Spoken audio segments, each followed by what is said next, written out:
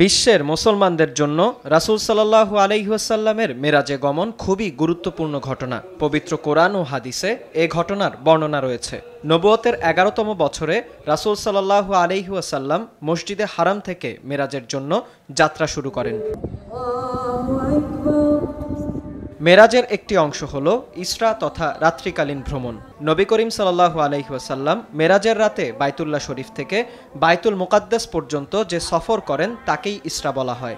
পবিত্র কোরআন ও হাদিসের বর্ণনা অনুযায়ী মেরাজের প্রথম ধাপে রাসূল সাল্লাল্লাহু আলাইহি ওয়াসাল্লাম জান্নাতি বাহন বোরাকে চড়ে বাইতুল মুকাদ্দাস পৌঁছান। সেখানে মসজিদের দেয়ালে বোরাকটিকে বেঁধে রাসূল সাল্লাল্লাহু আলাইহি ওয়াসাল্লাম নামাজ আদায় করেন।